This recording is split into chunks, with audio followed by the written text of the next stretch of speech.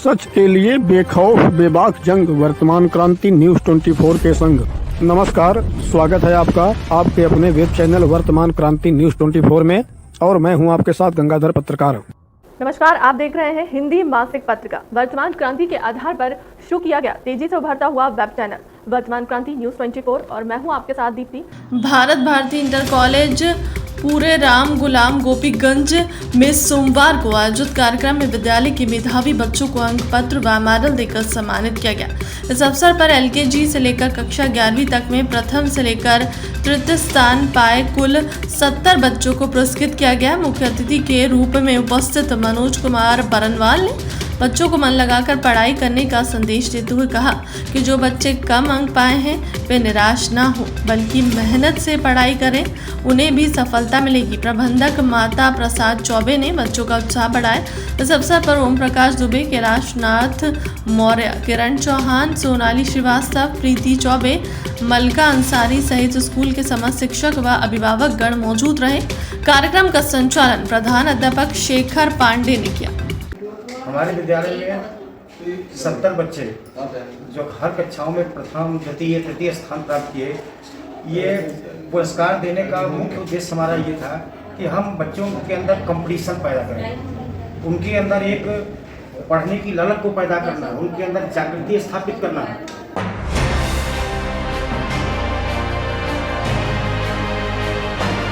Alien जैसे पोशाक में रेलवे प्लेटफॉर्म पर मोबाइल में गाना बजाकर ठुमके लगाते हुए रील बना रहे युवक को सूचना मिलने पर मौके पर पहुंचे स्टेशन अधीक्षक ने फटकार लगाकर भगाया। गोपीगंज स्थित ज्ञानपुर रोड रेलवे स्टेशन पर उस समय तमाशे जैसा माहौल हो गया जब प्रयागराज से वाराणसी जाने वाली डेमो गाड़ी प्लेटफॉर्म पर आने वाली थी और यात्रियों से प्लेटफॉर्म नंबर 1 भरा हुआ था।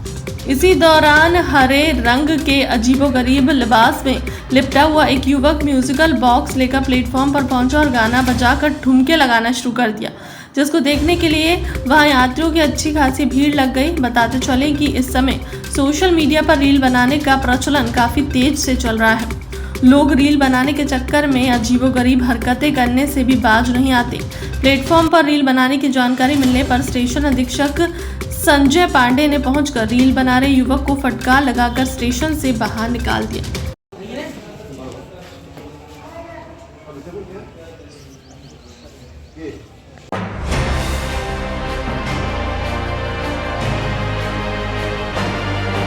गोपीगंज नगर के मिर्जापुर रोड स्थित उत्सव लान में दिव्य ज्योति जागृति संस्थान द्वारा 5 दिवसीय शिव कथा का शुभारंभ कलश शोभा यात्रा के साथ किया गया। कथा स्थल से धूमधाम से निकाली गई शोभा यात्रा में शामिल नर नारी कलश के साथ पूरे नगर का भ्रमण किया। दिव्य ज्योति जागृति संस्थान की ओर से शाम 5 बजे से रात 8 बजे तक संगीतमय शिव कथा का आयोजन किया गया। कथा के पूर्व शिव परिवार के सहयोग से भव्य शोभा यात्रा निकाली गई, जिसमें शामिल नर नारी भक्ति भाव के बीच सर पर कलश लेकर नगर के खड़हटी मोहाल, अंजही मोहाल, पश्चिम मोहाल, सदर मोहाल होते हुए कथा स्थल पर पहुंचे, जहां विधि विधान से पूजन अर्चन किया गया।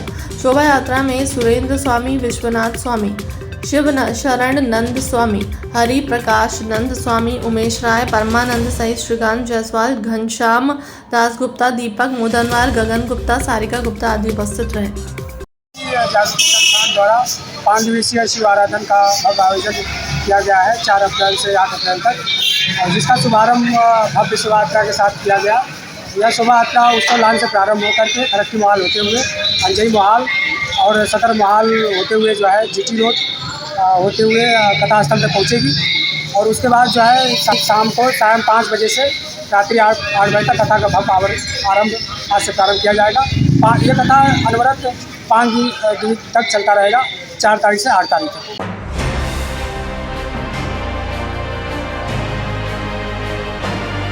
गोपीगंज कोतवाली क्षेत्र के चंदपुरा गांव में जमीनी विवाद को लेकर हुए मारपीट में आधा दर्जन लोगों के घायल होने की खबर है। घटना के बारे में बताया जाता है कि गांव निवासी नंदलाल यादव 62 वर्ष के विपक्षी जमीन की नाप जोख करवा रहे थे। नंदलाल यादव द्वारा पूछे जाने पर कि यह कैसा नाप करवाया जा रहा है, विपक्षियों को इतना बुरा लगा कि उन्होंने नंदलाल यादव को मारना पीटना शुरू कर दिया।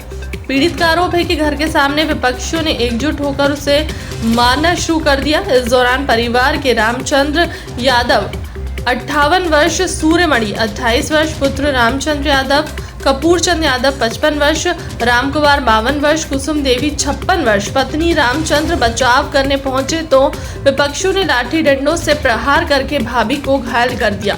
सभी घायलों का उपचार सामुदायिक स्वास्थ्य केंद्र गोपीगंज में कराया गया और स्थानीय थाने में मामले की प्राथमिकी दे दी गई। पुलिस मामले की जांच पड़ताल करने में लगी हुई है। रामचंद्र सर, क्या मामला था?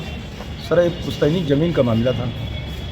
ज़मीन जो है कि हमारी थी, उसमें पुरानी पुश्तैनी ज़मीन 2 साल पहले की। उस ज़मीन पे जो है विवाद ये लोग आज नाप करा रहे थे। आज छुट्टी के दिन थे, हाँ, कोर्ट आज बंद होने के कारण और फिर बीच में नेपाल और उसको लाए, अब नाप करा रहे थे। नाप कराने के बाद घर पे कोई था नहीं, मुझे कोई सूचना थी नहीं, हैं। उसके बावजूद ये लोग जो थे कि डंडा उठाते लैस थे और घर पे कोई था नहीं हमारे। किसको किसको चोट लगा है? आप चोट हमारे बहू को लगा है, हमारे पत्नी को लगा है, हैं? और हमारे बड़े भाई हैं और भतीजे हैं और एक बालक है सूर्यमणि। नाम है? सूर्यमणि यादव। क्या हुआ है? इसमें मतलब कि बिना सूचना के प्रशासन आई, मतलब कि कानून वाले आए थे, मतलब कि जो कि आज छुट्टी भी है। इसके अलावा बिना मतलब कि अनुमति के आए थे सर, और मतलब कि हम लोग को कोई भी जानकारी नहीं थी। और विपक्ष वाले हम लोग पहले से उनकी प्लानिंग थी, उसी समय उन्होंने ये सब किया है। लाठी डंडे से वो सब लैस थे और हम लोग को मतलब कि छुट्टी ले। किस गांव का मामला है? ये चंदपुरा जगन्नाथपुर जिला का। क्या नाम है दादी? क्या मामला था? मारे नाशा मारत है हमारे घर के परिवार के पता ही नहीं रहा कहाँ कैसन होता कैसन नहीं। आए नहीं खाना दे लगे, यहाँ लड़किया के हमारे आदमी के हमारे मारे लगे डंडा गोली से, छुड़ावे भी गए हर पे।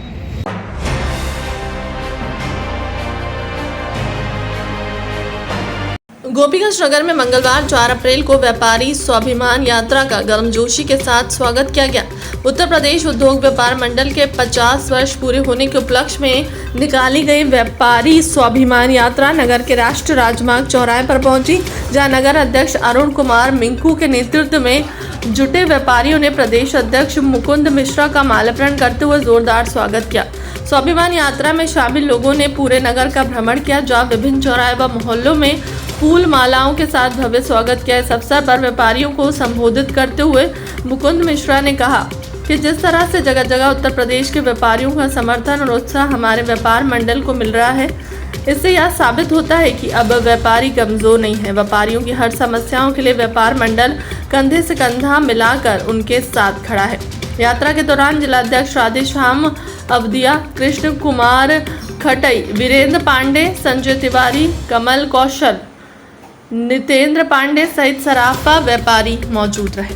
उत्तर प्रदेश उद्योग व्यापार मंडल के 50 वर्ष पूर्ण होने पे हम लोगों ने संगठन ने निर्णय लिया है कि इस पूरे वर्ष को स्वर्ण जयंती वर्ष के रूप में बनाएंगे। इसका पहला कार्यक्रम 22 दिसंबर को 2022 को दीपोत्सव के रूप में था, जो प्रदेश की सभी 310 तहसीलों में बनाया गया था। दूसरा कार्यक्रम था व्यापार मंडल व्यापारियों के प्रतिष्ठान, जिसमें मिस कॉल करके प्रदेश के 5 लाख से अधिक व्यापारियों ने व्यापार मंडल के प्रति अपना समर्थन व्यक्त किया है। और ये तीसरा कार्यक्रम है जो कि 13 मार्च को सहारनपुर से व्यापारी स्वाभिमान यात्रा निकल रही है। आज उसका 24वां दिन है और लगभग ये 31वां जिला है।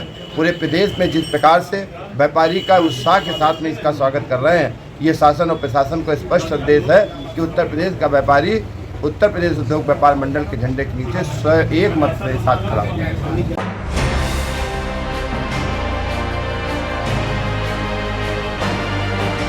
एक दिवसीय जनपद भ्रमण पर पहुंचे केंद्रीय इस्पात व ग्रामीण विकास राज्य मंत्री भारत सरकार फग्गन सिंह कुलस्ते ने उत्तर प्रदेश के नवसृजित 4 जनपद चंदौली, भदोही, कुशीनगर, संत कबीर नगर में गोंड समाज को आदिवासी जनजाति वर्ग एसटी में सम्मिलित किए जाने पर प्रधानमंत्री नरेंद्र मोदी व मुख्यमंत्री योगी आदित्यनाथ का आभार व्यक्त किया। गोपीगंज में पंडित गुलाबधर मिश्र इंटर कॉलेज में आयोजित जनजाति धन्यवाद जनसभा में बतौर मुख्य अतिथि के तौर पर शामिल हुए थे। जनसभा को संबोधित करते हुए केंद्र सरकार के निर्णय का स्वागत करते हुए प्रधानमंत्री व मुख्यमंत्री का नवसृजित चारों जनपद की गौंड जनवासियों की तरफ से आभार प्रकट किया। कहा कि सरकार द्वारा गौंड समुदाय को अनुसूचित जनजाति में शामिल कर विकास का मार्ग प्रशस्त कर दिया है।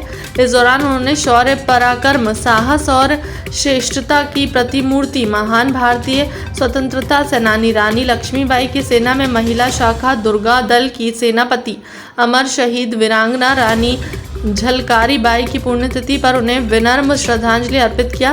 महावीर जयंती पर उन्हें नमन करते हुए केंद्रीय मंत्री ने कहा कि अहिंसा ही सबसे बड़ा धर्म है जो सबके कल्याण की कामना करता है। उन्होंने जनसभा को संबोधित करते हुए कहा कि प्रधानमंत्री व मुख्यमंत्री समाज के अंतिम पायदान पर खड़े व्यक्तियों को भी विकास की मुख्यधारा से जोड़ते हुए अंत्योदय की धारणा को मजबूत कर रहे हैं। कार्यक्रम में भाजपा जिलाध्यक्ष विनय श्रीवास्तव, उपाध्यक्ष सुनील मिश्र सहित अन्य जन प्रतिनिधि व गौंड जनवासी मौजूद रहे। हमारे प्रधानमंत्री उनको बधाई देते हैं इस पूरे जनजाति समाज, आदिवासी समाज की ओर से कि उनने हमारी इस तकलीफ को, पीड़ा को पहचाना और उसका नोटिफिकेशन सारी जांच पड़ताल करने के बाद पार्लियामेंट में अभी इस सेशन में उन्होंने नोटिफिकेशन कराया है। और इसलिए हम पूरे समाज की ओर से प्रधानमंत्री नरेंद्र भाई मोदी जी का, नड्डा जी का हम बहुत बहुत अभिनंदन करते हैं इस भदोही जिले की ओर से। फिलहाल की अब तक की खबरों में इतना ही। देश दुनिया की तमाम बड़ी खबरों के लिए बने रहे हमारे चैनल के साथ। नमस्कार।